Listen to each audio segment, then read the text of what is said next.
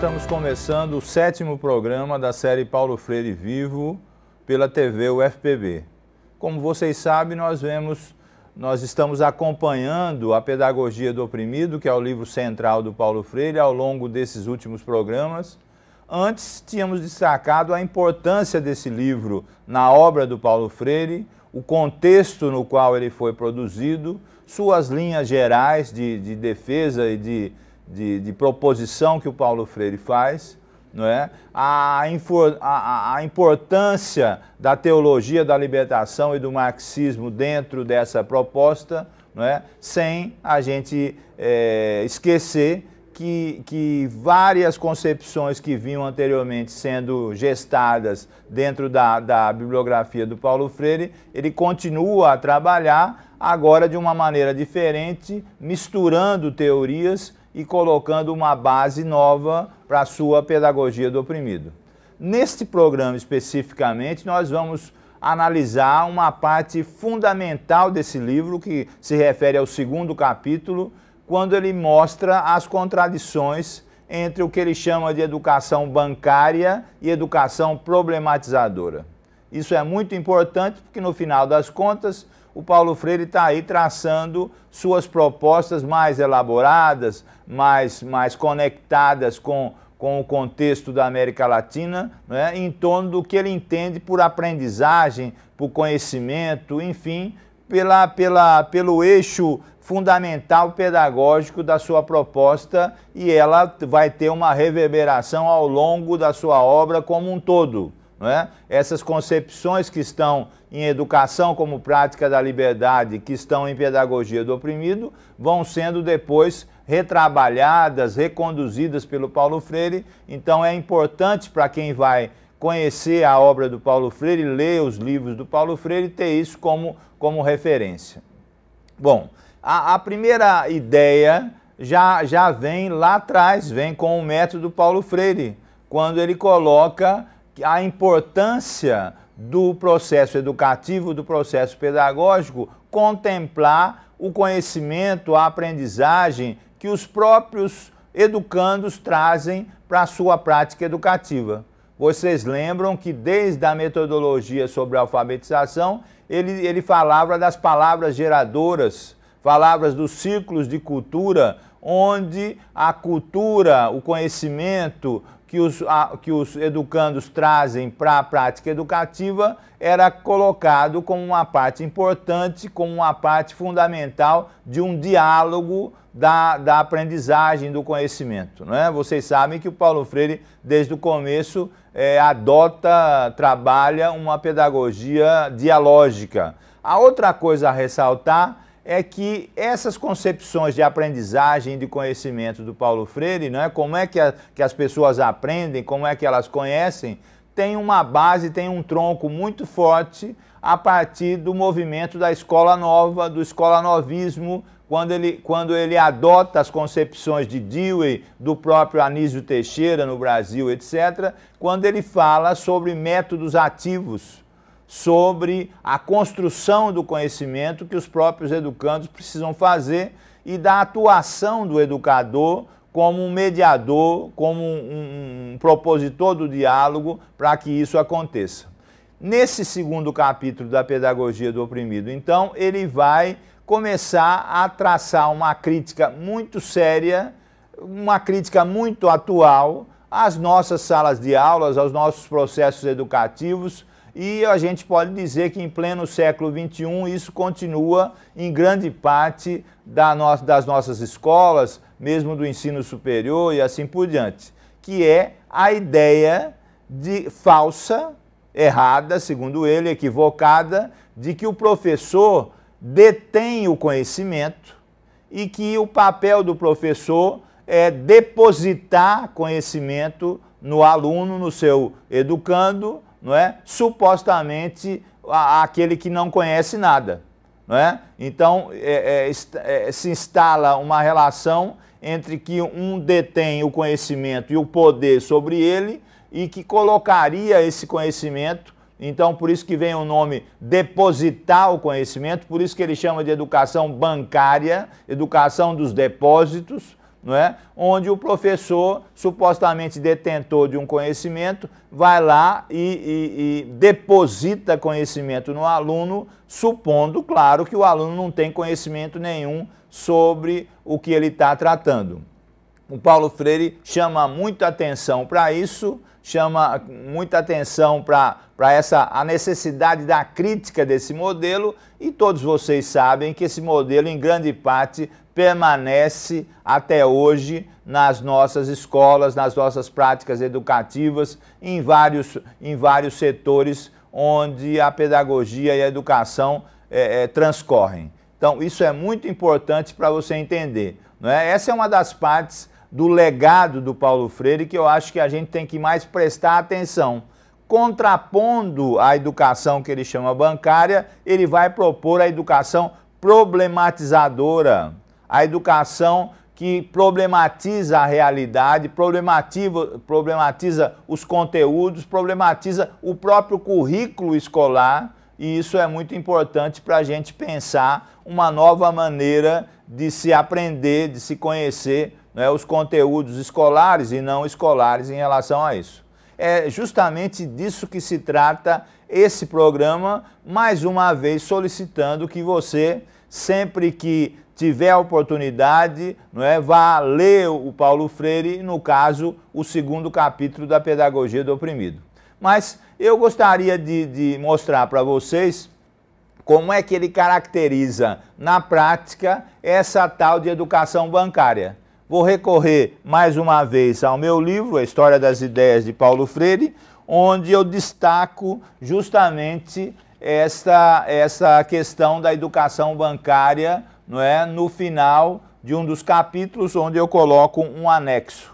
Veja só, quando mais analisamos as relações educador-educando na escola, em qualquer um dos seus níveis ou fora dela, parece que mais nós podemos convencer, ou nos podemos convencer, de que essas relações apresentam um caráter especial e marcante, o de serem relações narradoras, dissertadoras, narração de conteúdos que, por isso mesmo, tendem a petrificar-se, a fazer-se algo quase morto, sejam valores ou dimensões concretas da realidade.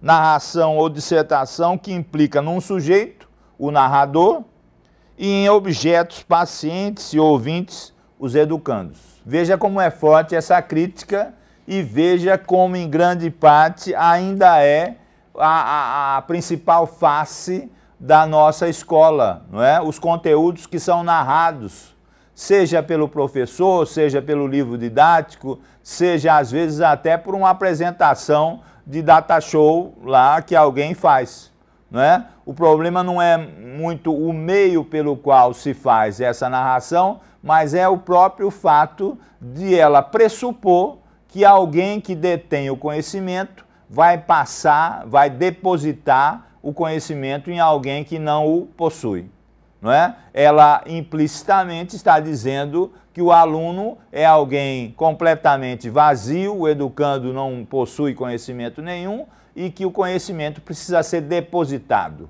Percebam todos vocês como essa concepção continua arraigada nas escolas, fora das nossas escolas e na sociedade em geral. Não é? Professor é aquele que tem conhecimento, ensina e passa conhecimento para o aluno. Não é? Supostamente não conhece aquilo. Não é? Numa sociedade, especialmente agora, numa sociedade de informação, numa sociedade onde o conhecimento tem cada vez mais valor, nós precisamos tornar cada vez mais atual essas ideias para que elas tenham um contraponto importante. Mas ele continua, veja só, a narração de que o narrador é o sujeito conduz os educandos a uma memorização mecânica do conteúdo narrado. Mais ainda, a narração os transforma em vasilhas, em recipientes a serem enchidos pelo educador. Quanto mais vá enchendo os recipientes com seus depósitos, tanto melhor o educador será. quanto mais se deixam docilmente encher, tantos melhores os educandos serão. Continuamos aqui a ideia que muitos levam à frente, continuam a levar, que os alunos bons são aqueles que se comportam, que ficam quietinhos, que são pacientes, não é? Que em vez de cientistas são formados cientistas. Cientista é aquele que fica sentado no banco o tempo todo, né? De preferência sem perturbar a narração do professor. Não é? Todos sabem, uma parte das pessoas sabem, não é? Que essa é uma forma muito mais de memória, etc., e muito menos de aprendizagem, de conhecimento. Isso é importante para a gente caracterizar. Veja só, para fechar um pouco essas ideias sobre a educação bancária. Ele diz assim: na concepção bancária que estamos criticando, para a qual a educação é o ato de depositar, de transferir valores e conhecimentos, não se verifica nem pode verificar-se uma superação. Pelo contrário, refletindo a sociedade opressora, veja só a ligação com a pedagogia do oprimido que ele faz aqui, refletindo a sociedade opressora, sendo uma dimensão da cultura do silêncio, a educação bancária mantém e estimula essa contradição entre opressor e oprimido na própria sala de aula, na própria prática educativa. Veja como é importante essa concepção de aprendizagem, de conhecimento, como é que as pessoas adquirem conhecimento, e essa crítica que ele faz, que acho que as pessoas percebem como um todo, que continua muito pertinente, não é? Muito pertinente, muito atual, não é? Que é a ideia da narração, da transmissão de conteúdos, de transmissão, portanto, de valores, não é? E o papel dos educandos não como construtores ou problematizadores do conhecimento, mas como meros receptores desse conhecimento que é narrado, não é? Essa é uma concepção muito importante, e na segunda parte desse programa nós vamos ver o que é que o Paulo Freire propõe ao contrário disso, que é justamente o que ele chama de educação problematizadora.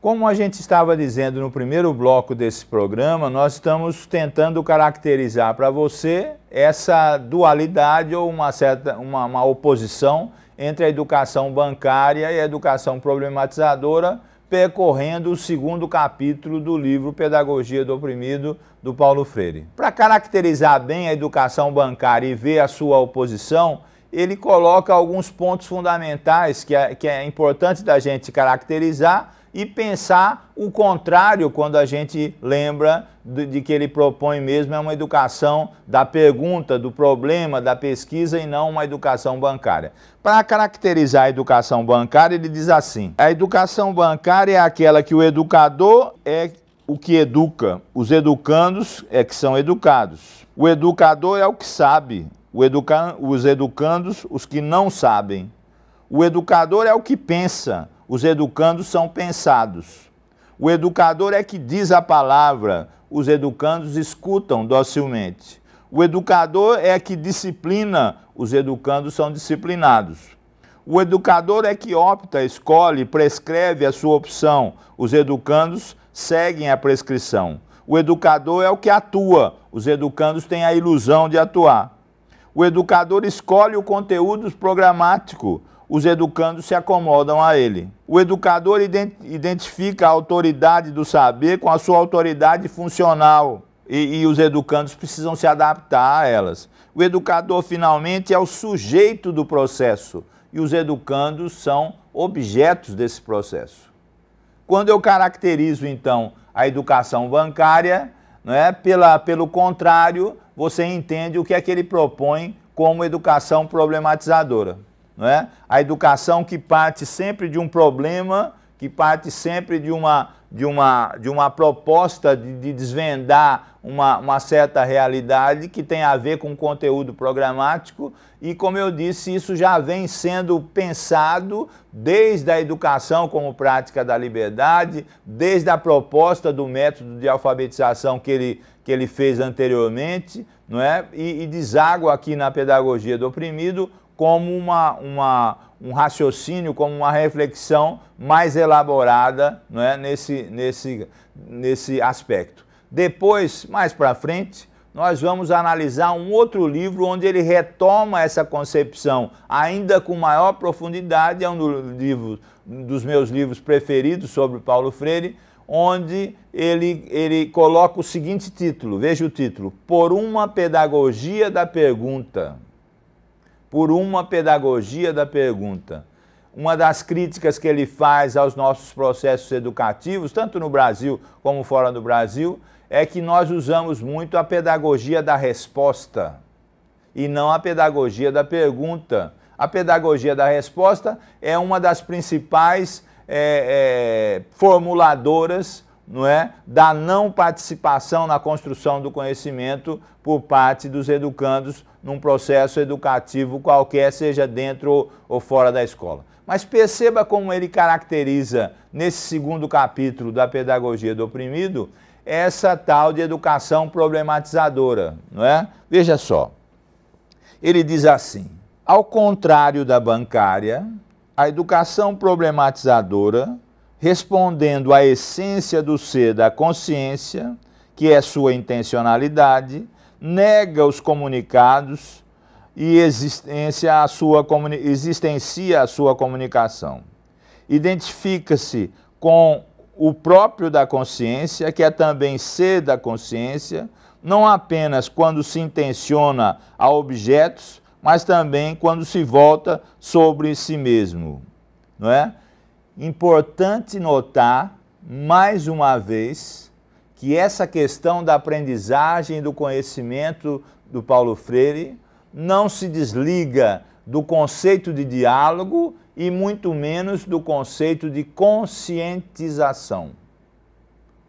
Né? Para ele pensa sempre, não é, uma epistemologia política, uma epistemologia que não é neutra, uma produção e uma aquisição de conhecimentos que não são neutros, mas são politizados no próprio cotidiano das pessoas ao se educarem. Importante notar isso, não é? Nós vamos caracterizando cada vez mais esses conceitos e vamos chamando a atenção de que os conceitos do Paulo Freire andam sempre juntos. Preste muita atenção nisso. Os conceitos do Paulo Freire andam sempre juntos. Não são conceitos isolados. A questão do diálogo, a questão da liberdade, da conscientização, agora da problematização, não são conceitos separados, mas são conceitos que trabalham ao mesmo tempo, não é? Continuando, olhe só, é bom verificar as próprias palavras dele. Olhe como ele liga com a questão anterior da educação libertadora. Ele diz assim: nesse sentido, ou seja, da educação problematizadora, a educação libertadora, problematizadora, já não pode ser o ato de depositar ou de narrar ou de transferir conhecimentos e valores aos educandos, meros pacientes, à maneira da educação bancária, não é? Como situação gnoseológica, em que o objeto cognoscível, em lugar de ser o término do ato cognoscente de um sujeito, é o mediador de sujeitos cognoscentes, não é? Educandos e educadores, a educação problematizadora coloca desde logo a exigência da superação da contradição entre educador e educando. Sem esta, não será possível, segundo ele, uma relação dialógica indispensável ao processo de conhecimento. Você certamente percebeu a mistura, vamos chamar assim, as conexões entre vários conceitos que estão aí.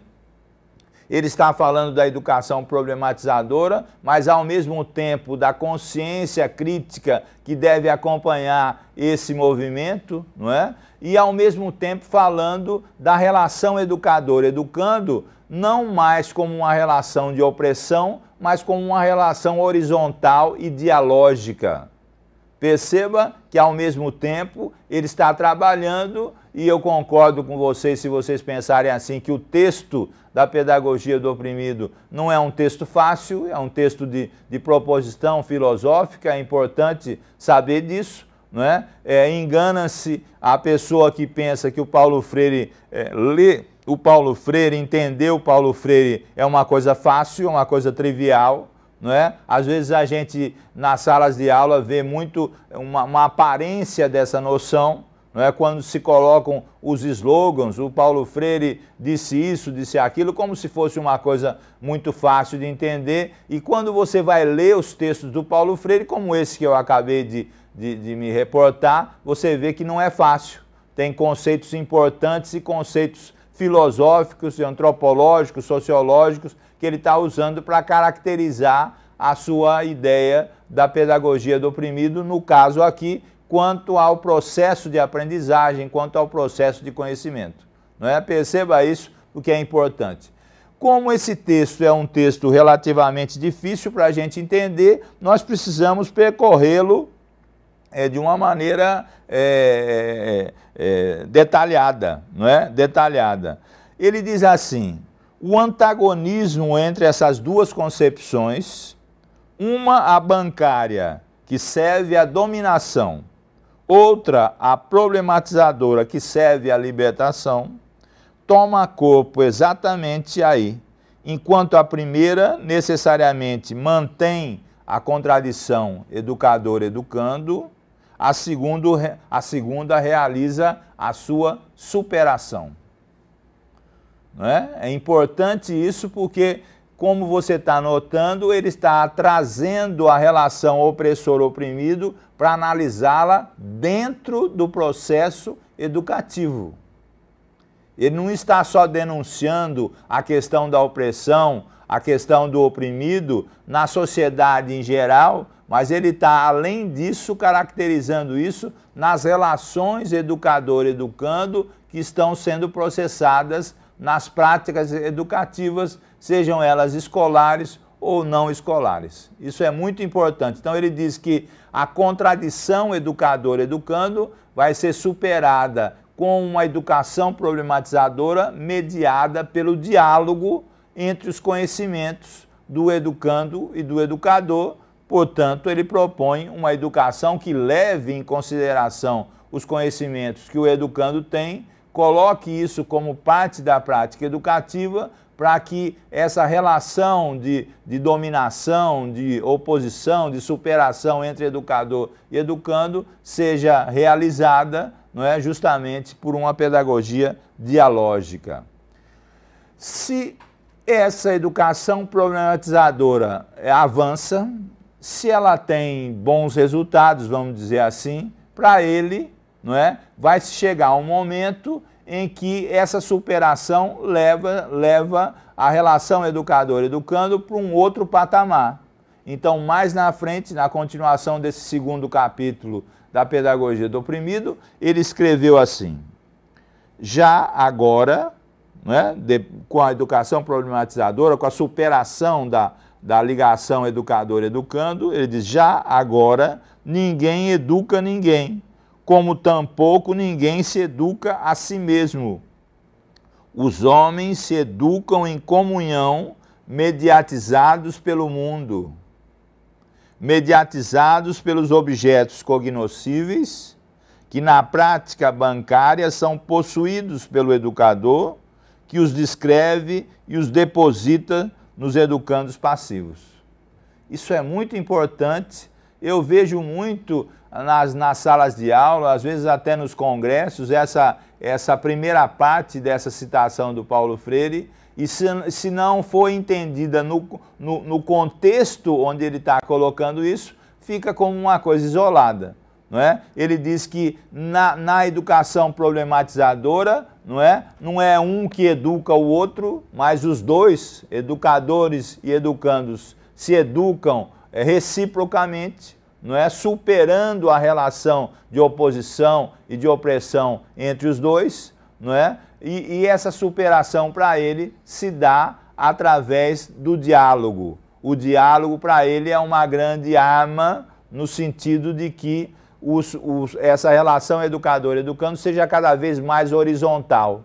Ele não está dizendo que educadores e educandos, professores e alunos são iguais, mas ele está dizendo que os dois no processo educativo podem ser aprendizes. E ele também está dizendo que tanto o educador educa o seu educando, como o educando ajuda a educar o seu educador. Não é? Nessa base está uma ideia central de que o conhecimento é algo sempre em processo, a consciência crítica é algo sempre a ser conseguida, e esse processo é um processo que conecta o diálogo, a questão da libertação para ele, a questão do conhecimento, a questão da consciência, num bloco de pensamento, não é, que tem um respaldo teórico que a gente depois vai continuar a esmiuçar, a explicar, a analisar para vocês.